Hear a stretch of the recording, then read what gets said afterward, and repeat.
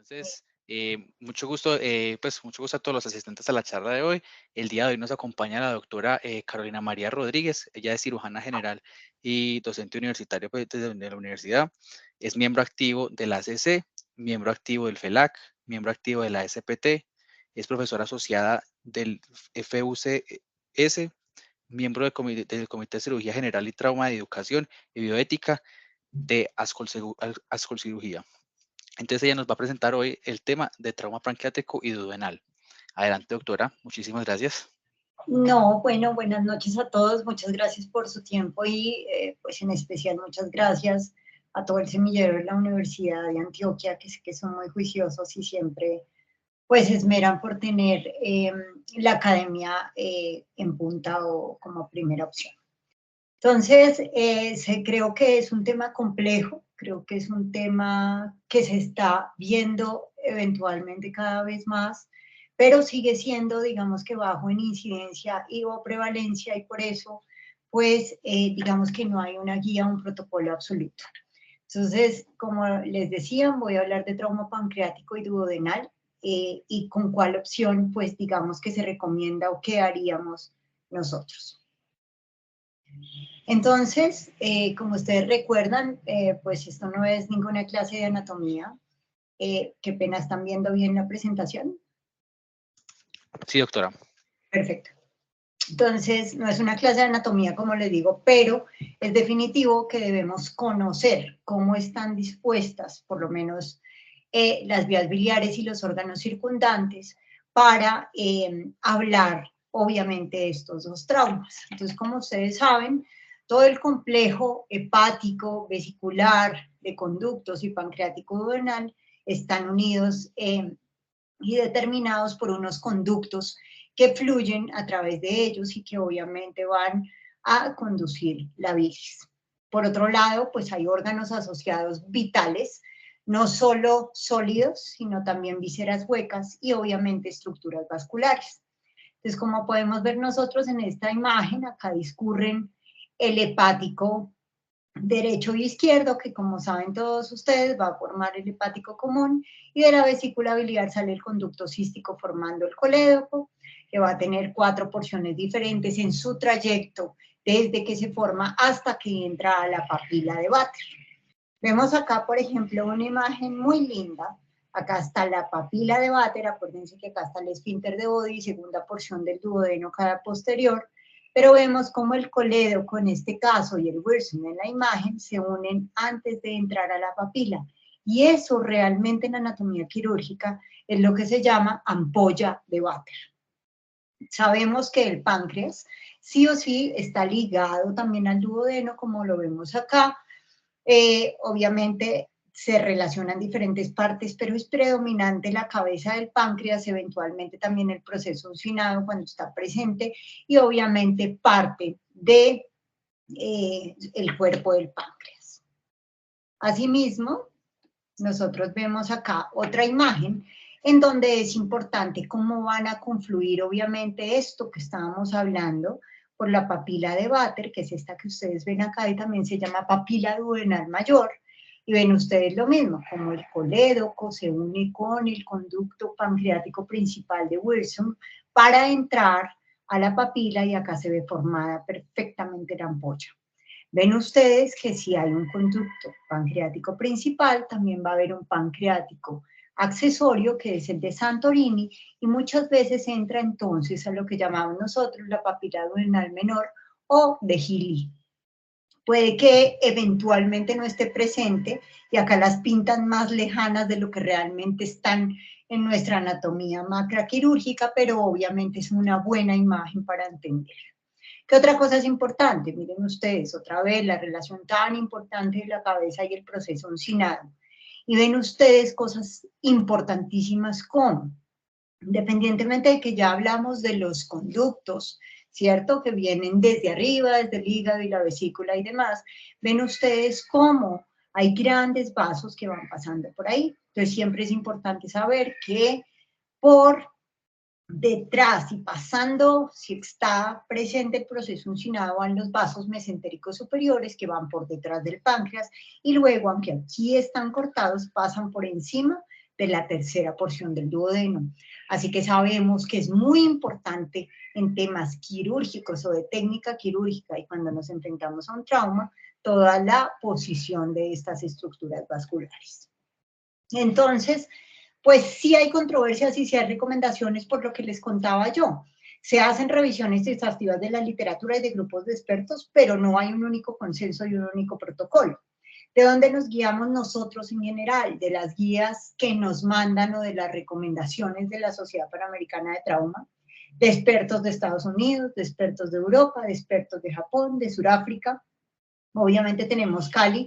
No mencioné Medellín porque pues obviamente ustedes también tienen un gran centro y una gran experticia pues en trauma, pero digamos que no tomen la literatura de ustedes para, digamos, traerles otras cosas. Y tenemos obviamente la experiencia de centros bogotanos diferentes de 2019 a 2023.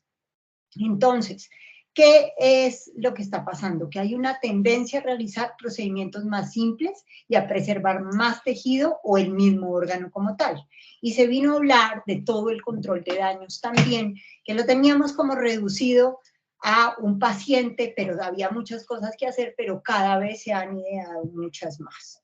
Antes, por ejemplo, en el trauma, uno a veces cogía solo páncreas, a veces solo duodeno, pero por lo que acabamos de ver en anatomía, pues no están indistintos, van acompañados. A veces, obviamente, solo hay una lesión en un órgano u otro, pero pueden estar las dos. Entonces, por ejemplo, en lesiones 3 o grado 3, que ya vamos a ver eso, tendíamos a realizar más exclusiones pilóricas, de pronto ya exagerando una diverticulización duodenal, o si fuera solo páncreas, una pancreatectomía distal, pero como esto ha ido cambiando y la tendencia, como lo leen ahí, es hacer cosas más simples e inclusive instaurar, como está ahí, el control de daños, entonces se dice, haga primero esto y luego reconstruya como con lo mejor que le pueda ofrecer al paciente y según los grados de trauma. Lo mismo, no a todos los pacientes ya se les puede ofrecer lo que uno pensaba inmediato, porque también el paciente se te va mostrando diferente o el trauma, una pancreatoduodenectomía. Entonces, no hay un manejo estandarizado, pero sí implica desafíos. Entonces, pues obviamente yo lo llamé así como unas limitaciones, porque esas limitaciones las debemos conocer muy bien para acceder, manejar bien a ese paciente, subirlo bien a salas y hacerle lo mejor posible. Entonces siempre o casi siempre va a tener lesiones asociadas, tanto de órganos adyacentes como de órganos vasculares. Obviamente si nosotros hablamos de órganos adyacentes, ya hablamos de todo ese complejo que viene desde el hígado, la vesícula y toda la unión pancreático-duodenal. También hablamos de la tríada portal, también hablamos obviamente de la vena cava que está por ahí cerca, también tenemos obviamente la aorta, tenemos en cercanía obviamente, ya lo vimos cómo están distribuidos los vasos mesentéricos superiores, también está el colon, también hay algunos ligamentos, cercano también está el estómago. Entonces, pues digamos que por eso estas estructuras son tan importantes y tan vitales y pues a veces pues desafortunadamente así hagamos un buen manejo y llevemos rápido al paciente a cirugía, pues no siempre tenemos buenos resultados o buenos desenlaces. Son órganos básicamente en su totalidad retroperitoneales, así que también se unen con otras estructuras del retroperitoneo, a los cuales también hay que acceder de una manera diferente. Así que necesitamos un buen grupo de talento humano, los cirujanos de trauma, el grupo de emergencias, muchos de ustedes que nos ayudan subiendo los pacientes, ¿cierto? Desde urgencias y obviamente también necesitamos toda esta parte de todos nuestros paramédicos y claro está la unidad de cuidado intensivo. Las complicaciones son muy importantes y son esperadas. Y obviamente nosotros también debemos estar en una institución adecuada para manejar estos pacientes, porque vamos a necesitar seguramente coloides, seguramente un riboa, seguramente vamos a necesitar algo endovascular, porque no, asociado al riboa, vamos a necesitar la unidad de cuidado intensivo, entre otras. Y pues esto implica costos. Así que si nosotros trabajamos en equipo, hacemos un equipo multidisciplinario y atendemos todas las recomendaciones, pues claramente los resultados van a mejorar. Dentro de la epidemiología, pues lo mismo, también es variada, pero pues a pesar de que todo el páncreas y el duodeno están, digamos, relacionados, puede haber diferencias puntuales cuando uno va a la minucia. Entonces, en el duodeno tiende a presentarse más en trauma penetrante y en el páncreas más cerrado, pero cuando uno los ve, y como los mecanismos de trauma en general, digamos, además en Latinoamérica y pues en nuestro país han cambiado, vemos que, por ejemplo, las heridas por arma de fuego a veces nos están superando otros traumas. Y los accidentes en motocicleta o en bicicleta. En Estados Unidos se hizo un estudio hasta el 2014, todas las referencias las tengo al final, solo algunas las puse en las diapositivas. Había un estudio donde tenían 2.163 casos, que no era despreciable, más o menos lo hicieron por un seguimiento de 3 a 5 años, donde el 80% definitivamente eran hombres, y en todas las, digamos que en los estudios que han hecho, cuando uno se va a la literatura, tienden a ser más hombres y tienden a ser jóvenes, con una edad mediana de 27 años. La mortalidad no es nada despreciable, así uno diga, pero no es más del 20%, pero es que sí es, y las complicaciones y los costos y las estancias hospitalarias y todo lo que implica está. Entonces van del 11 al 14%. Ocupan del 3 al 5% las lesiones abdominales, y más o menos 52%, que eso es bastante, tienen lesiones concomitantes. Por ejemplo, ocupan 50% las del colon, entonces puede estar relacionado con lesiones del colon derecho, con el ángulo hepático y obviamente con el colon transverso. Muchas veces, ¿por qué no? Cuando la lesión es del páncreas distal, tenemos asociado, aunque no está ahí claramente, también el vaso y el ángulo esplénico. Y en el 47% de los casos se relaciona además con lesión del intestino delgado. 15 a 39%, que es un rango muy importante, tiene lesiones vasculares asociadas de las estructuras que ya les he mencionado, y 15 a 44% aparece con lesiones hepáticas con o sin lesión de la vesícula biliar. El Comité de Cirugía Americano, o de la Asociación Americana de Cirugía de Trauma, nosotros tenemos graduaciones para el duodeno y graduaciones para el páncreas. Obviamente, nosotros vemos el duodeno, vemos el páncreas, y cuando las comparamos, pues obviamente se parecen mucho, pero más o menos, cuando nosotros vamos a ver cada una de las definiciones de los grados de trauma, que es muy importante que lo sepamos como comparado con el TAC, o comparado cuando entramos a operar el paciente y hay que describirlo, pues vemos que más o menos entre grado 1 y grado 2 se ocupan en el duodeno el 42% de los casos, donde tenemos hematomas de una sola porción duodenal o una laceración parcial, puede ser de lacerosa sin perforación, o tenemos en el grado 2 hematomas de más de una de las porciones del duodeno o una disrupción menor al 50%. Cuando tenemos grado 3, que ocuparían el 22% para el duodeno, tenemos entonces laceraciones del 50 al 75% de la circunferencia a nivel de la segunda porción del duodeno, o disrupciones del 50 al 100% cuando tenemos las otras porciones. La primera porción, que acuérdense que es el bulbo duodenal, tal vez es la única porción pequeña intraabdominal del resto retroperitoneal, la tercera porción del duodeno y la cuarta porción del duodeno. Lesiones grado 4 ocupan un 21%, con disrupciones mayor del 75% de la segunda porción del duodeno, con afectación de la papila de Vater, perdón, de la ampolla de Vater, o distal al conducto biliar común. Y 14% que ocupan las grado 5, tenemos pues disrupciones masivas del duodeno y de la porción pancreática, más de vascularización del duodeno. Entonces, cuando nos damos cuenta, no importa si va de la grado 1 a la grado 5, los porcentajes no son despreciables. Y cuando vamos a ver esto en epidemiología también, por obviamente la Asociación Americana de Cirugía de Trauma, vemos que para el páncreas tienden a ser similares los porcentajes. Entonces van grado 1, 32%, grado 2, 18%, grado 3, 21%, y grado 4 y 5, el 10%.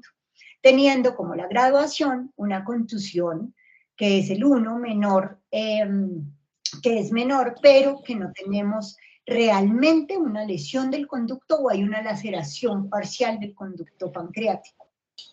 En la grado 2 tenemos contusiones mayores con laceración, pero sin lesiones del conducto, sin pérdida de tejido real. Que no nos puede debridar. Del grado 3 tenemos transecciones distales o lesiones del parénquima con lesiones de los conductos. Acuérdense que es muy difícil identificar una lesión puntual del conducto de Santorini, pero sí por ejemplo, identificamos una más fácil del Wilson o a veces vemos la misma secreción. En el grado 4 y grado 5, pues tenemos todas las transecciones que comprometen la ampolla y los conductos o la disrupción masiva de la cabeza del páncreas con lesión asociada al duodeno. Entonces, nosotros tenemos nuestro paciente. El paciente no importa el mecanismo de trauma. Nosotros lo tenemos que manejar igual que cualquier trauma. Nos tenemos que preguntar inmediatamente si el paciente llega con abdomen agudo o signos de sufrimiento de asa o irritación peritoneal y cómo están sus signos vitales. Algunos lo manifiestan como alteraciones de la hemodinamia y otros como la estabilidad de signos vitales. Debemos seguir las reglas del ATLS, obviamente, y siempre es válido a este paciente protegerlo con una sonda nasogástrica.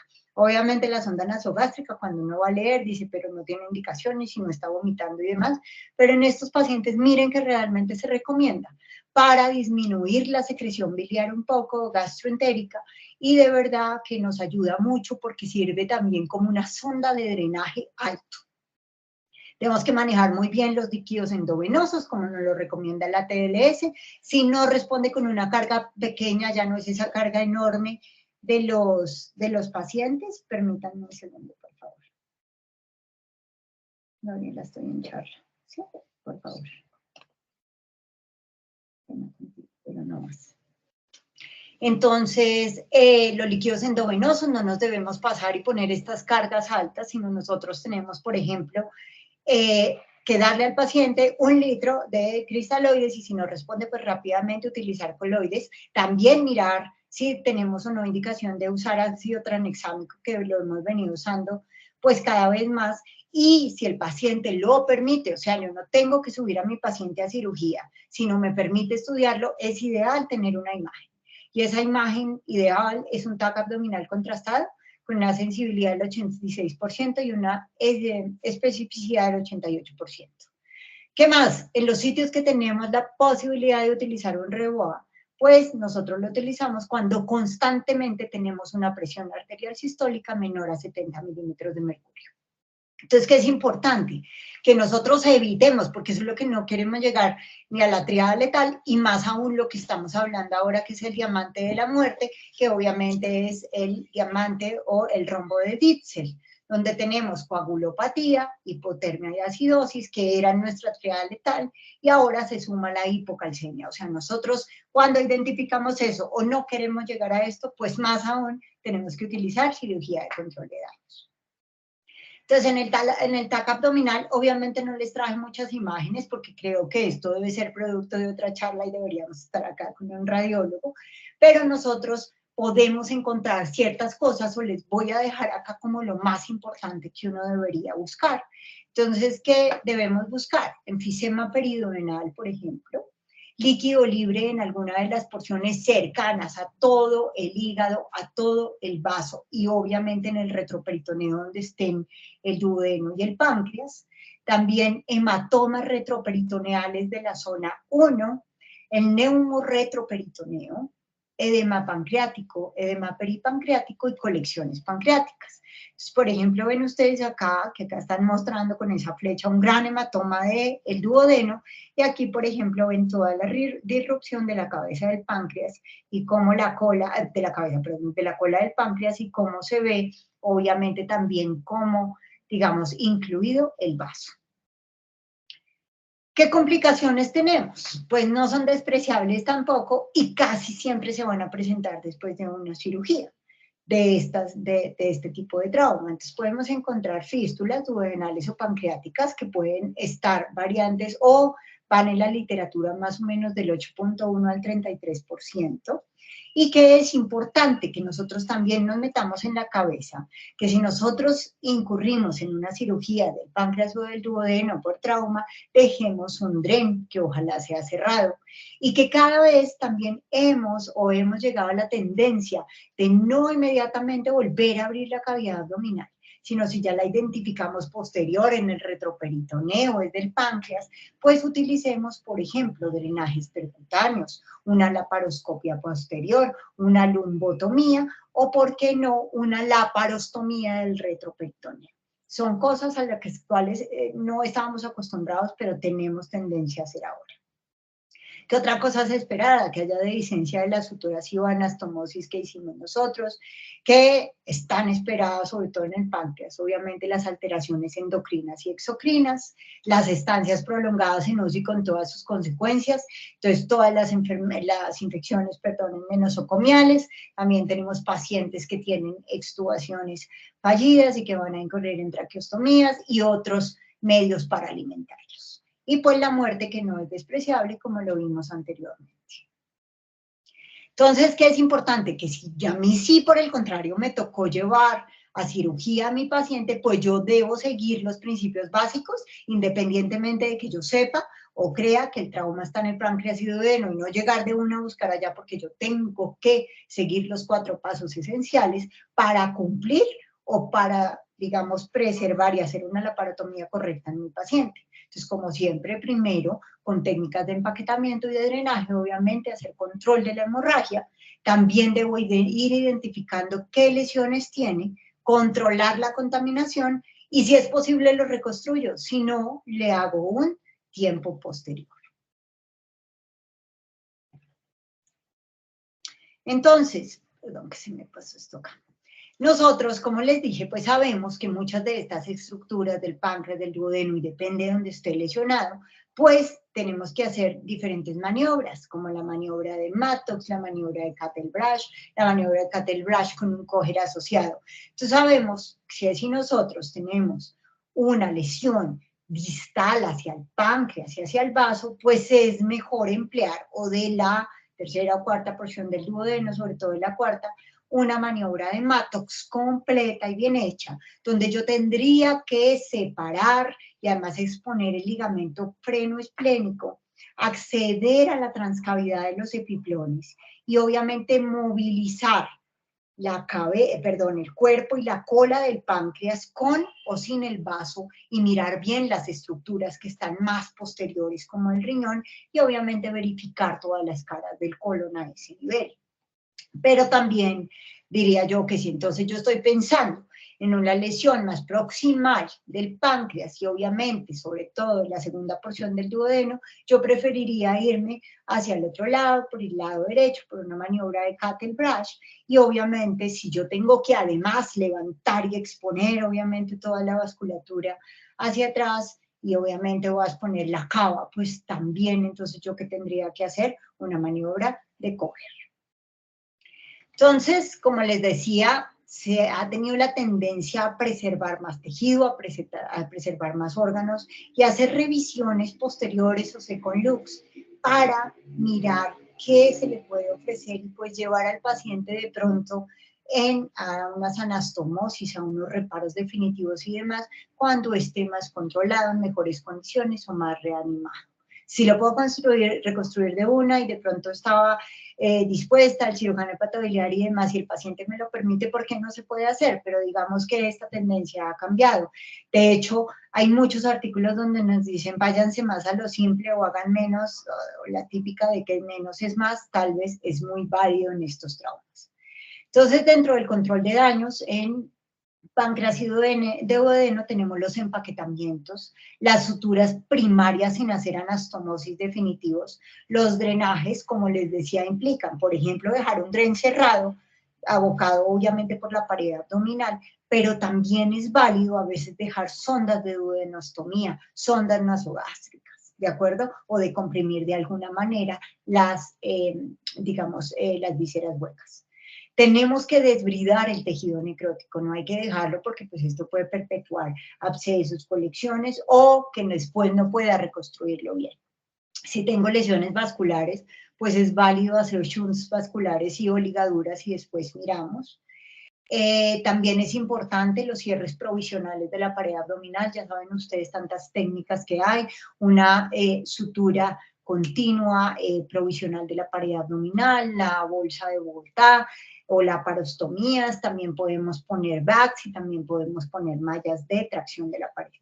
Y miramos si se puede hacer el reparo definitivo, somos un poco más preservadores, no tan rápido, obviamente, pues un paciente puede cambiar y si sangró a las 12 horas, pues no hay discusión que hay que pasarlo, pero se podía esperar de 24 a 48 horas. Entonces, para el duodeno, pues hay unas recomendaciones, yo se las traje aquí y se las voy a decir muy rápidas y digamos explícitas, igual que hay para el páncreas. Entonces, si yo tengo un grado 1 del duodeno, yo le ofrezco a este paciente manejo médico, y el manejo médico es un reposo intestinal.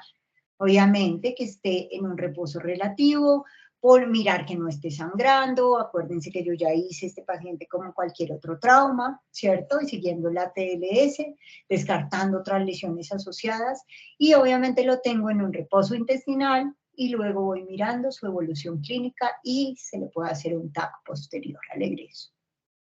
En el grado 2 está recomendado hacer reparos primarios del sitio donde yo encuentre la lesión como suturas primarias, desbridar el tejido necrótico y miren ahí tan importante de una vez la sonda nasogástrica. En el grado 3, pues obviamente puede variar si es de la primera, segunda, tercera o cuartas porciones del duodeno. Entonces, de la primera porción del duodeno recomienda resección y suturas, mientras tanto.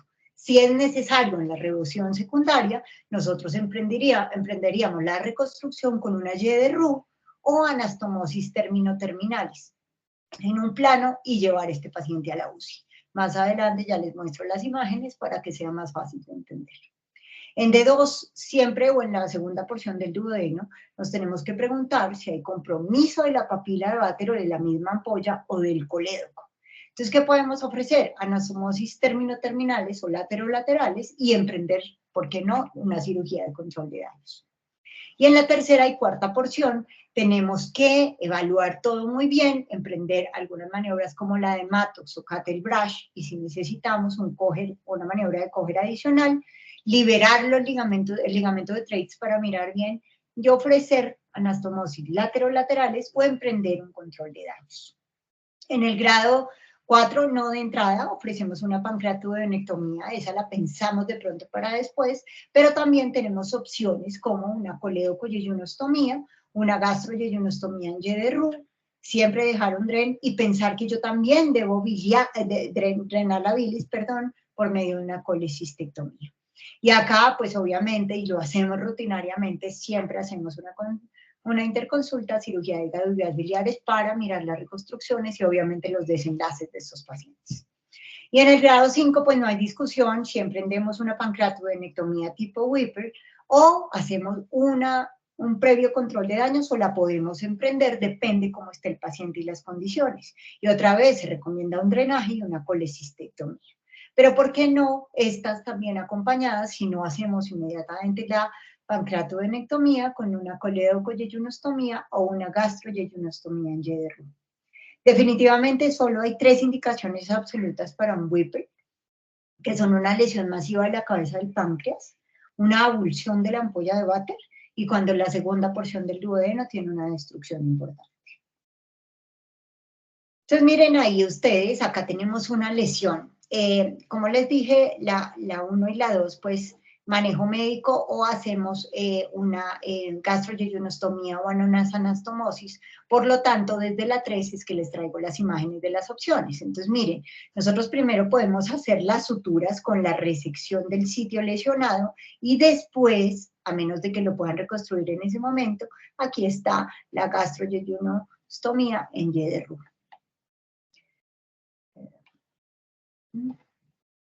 Aquí, para una lesión grado 3 del duodeno, perdón, casi pasó esto. Para una lesión grado 3 de la segunda porción del duodeno, miren ustedes, una opción es hacer esto. Tenemos aquí la lesión en la segunda porción y podemos ofrecer, miren ustedes, una anastomosis terminal. Obviamente resecando la porción lesionada. O también podemos hacer esto, dejar provisionalmente cerrados o con una sutura primaria, ya sea a mano o por sutura mecánica, y luego hacemos una reconstrucción, acá lo ven ustedes, por ejemplo, lateral o terminal. Cuando tenemos una grado 3 en las versiones 3 y 4, entonces lo mismo, podemos entonces nosotros resecar, dejar cerrado y posteriormente o en la misma cirugía, depende de las condiciones del paciente, hacer anastomosis como la ven acá, lateral. En la grado 4, pues nosotros, ¿qué vamos a hacer? ¿Qué es ideal? Que nosotros o cerremos esto y hagamos una revisión secundaria después para dejar cerrado el duodeno, la porción que estaba realmente unida con el estómago, se hizo la resección y luego hacemos una reconstrucción en Y tipo látero-lateral de gastro-yeyuno y de yeyuno-yeyuno término lateral.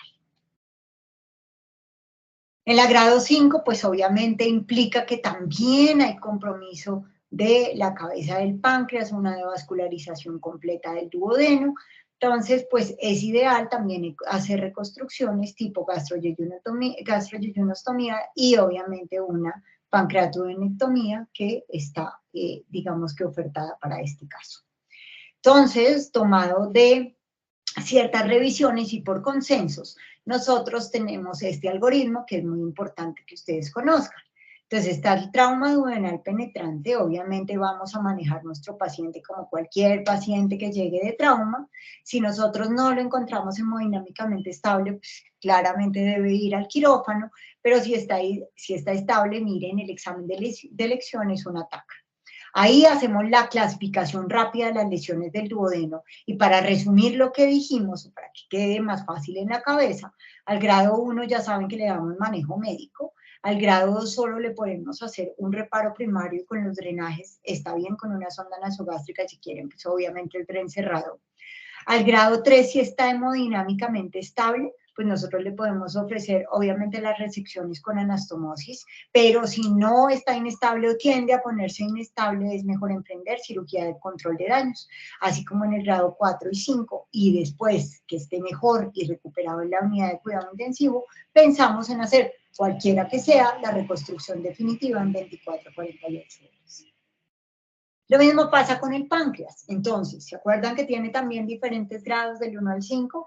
Entonces, al grado 1, pues está recomendado hacer una hemostasia con lo que usted esté acostumbrado a hacerla. Inclusive ya usamos hemostáticos y demás, pero acá les traigo esta imagen que es muy clara. Por ejemplo, las suturas continuas cruzadas en el páncreas van muy bien. Obviamente se recomienda con suturas monofilamento tipo PDS y se puede dejar o no el drenaje quirúrgico. Esto sí puede variar. En las grado 2 vamos a hacer maniobras más simples, como por ejemplo también esta, unas suturas y demás. Aquí están para el grado 3, entonces le dicen a uno, venga, tenga en cuenta que esta lesión, por lo general, para resumirles, o está distal y muy cercana al vaso, o está a la izquierda de los vasos mesentéricos superiores. Acuérdense que es un reparo anatómico súper importante. Entonces, lo que podemos hacer, miren ustedes, como en esta imagen que encontramos en su pantalla, al lado derecho y superior, ven ustedes cómo se suturó el páncreas. Lo pueden hacer con sutura mecánica, lo pueden hacer con sutura manual. Pero lo importante es que ustedes estén seguros que mi vaso esté bien, ¿cierto? Y que yo haya cerrado la posibilidad de fístulas, pero realmente sí se recomienda dejar un drenaje. O podemos hacer suturas, miren que no importa la posición, ¿qué estamos haciendo? Preservar tejido. Entonces nosotros también podemos hacer una ligadura del conducto pancreático y hacer suturas continuas cruzadas, además generan hemostasia. En el grado 3, cuando ya se van acercando, miren que ya no están tan distales, ya están más en el cuerpo.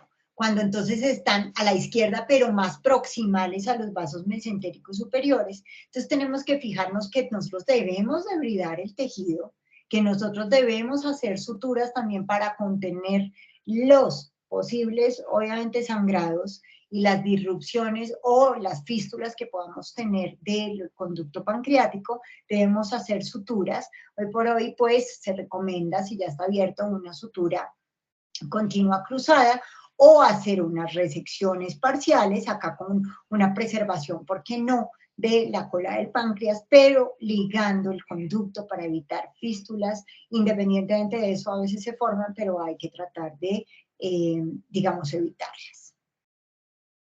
Para el grado 4, que es esta herida que por el contrario está a la derecha de los vasos mesentéricos superiores, también podemos ofrecer una sutura continua les va muy bien, sabiendo y estando seguros de que no esté comprometida ni la segunda ni la tercera porción del duodeno. Y como les digo y les insisto, casi que en todos los libros también nos lo insisten y las recomendaciones, liguen el conducto pancreático.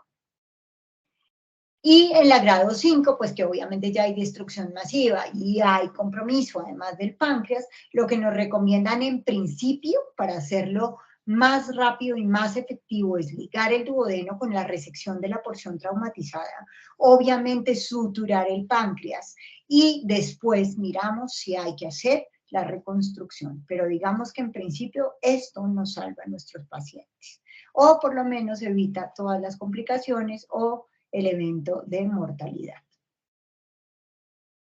Acá lo mismo, hay un algoritmo recomendado para trauma pancreático, entonces nosotros debemos, digamos que preguntarnos siempre lo más importante, por eso nos insisten en la ligadura del conducto pancreático, es si él está lesionado o no. Si no está lesionado, podemos hacer alguna maniobra hemostática con una sutura simple, sí o no, y con un drenaje cerrado, sí o no. Preferimos, como les digo, dejar el drenaje cerrado. Y sí, pues obviamente nosotros, ¿qué es la estructura más importante que debemos ver? ¿Dónde están los vasos mesentéricos superiores? ¿Y a qué lado o qué tan cerca o proximal está la lesión de estos mismos vasos? Entonces, si está a la izquierda, ya saben ustedes que podemos hacer una pancreatectomía distal con o sin esplenectomía, pero si está a la derecha, tenemos que usar cirugía de control de daños, acuérdense de ligar el conducto pancreático, y obviamente cuando tenemos una grado 5 podemos hacer como las suturas que vieron ustedes a modo de control de daños, dejando un dren, y después miramos si hay, miren las indicaciones, una lesión masiva de la cabeza del páncreas, la ebullición de la ampolla, o cuando hay destrucción de la segunda porción del duodeno, hacemos una pancreatoduodenectomía. Aquí están las referencias. Cualquier cosa, pues me pueden preguntar también, que tengo otra lectura, y pues muchas gracias por la invitación y pues eso era lo que les quería comentar.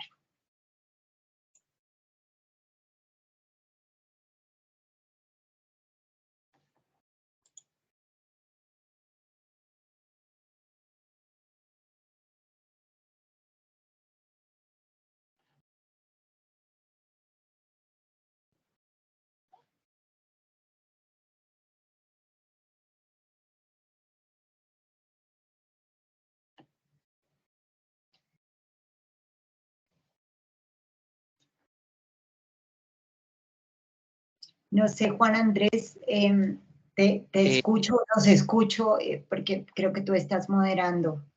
Nuevamente, gracias por la invitación y espero que haya quedado claro. Listo, doctora. Muchísimas gracias a usted por la charla. Vamos entonces a pasar a la sección de preguntas. De pronto había la mano levantada de Juan Andrés. Si iba a preguntar algo. Claro que sí. Sí, ahí me escuchan. Perfecto, Juan, sí. Bueno, sí, doctora, muchísimas gracias primero por la charla, la verdad pues todo muy claro. Yo quedé como con dos duditas aquí que estaba anotando. Por ejemplo, la parte del manejo inicial que se le hace en urgencias, pues sabemos entonces que la sonda nasogástrica es una indicación casi que en todos estos traumas independiente del grado. Me queda la duda, pues, ¿cuánto es el tiempo recomendado que se debe dejar esta sonda o cuáles serían como las indicaciones para el retiro? Digamos que tú la pones en los pacientes pues que definitivamente estén vomitando y que obviamente también nos toca mirar todos los pacientes, como les decía yo, con cualquier trauma. Entonces, ojo de pronto con los pacientes de traumas cerrados que tienen fracturas tipo Lefort o que les haga pensar que tiene alguna contraindicación de la sonda nasogástrica y en ese caso la pondríamos orogástrica o miramos el riesgo-beneficio de esta. Sin embargo, sí nos ayuda a comprimir muy bien digamos, a los pacientes y nos ayuda a protegerlos, no por la broncoaspiración, sino por la decompresión y, digamos, mejora del drenaje de gastrobiliar o gastropancreático. ¿Cuánto tiempo se deja? Pues no está exacto, porque cuando nosotros incurrimos, por ejemplo, en traumas grado 3 en adelante, pues se van a la UCI con esta sonda. Y después miramos si se las cambiamos, por ejemplo, cuando hacemos la reconstrucción y esto, si avanzamos una nasoyeyunal y les dejamos esta parada de compresión, y esta se estaría quitando más o menos a las 48, 72 horas. Pero cuando las dejas en los traumas, por ejemplo, como en el grado 1, debes mirar a tu paciente como cualquier otro paciente que dejaste en reposo intestinal. Por ejemplo, estas obstrucciones intestinales que dejamos o los pacientes en milios posoperatorios. Entonces, lo vas valorando el día a día. Se descarta que no hizo abdomen agudo, que no esté sangrando, que no tenga otras lesiones, sino digamos que solo lo habías dejado para este manejo, pues tú se la retiras en el momento que el paciente vaya mejor, no tenga dolor y resuelva su ilio.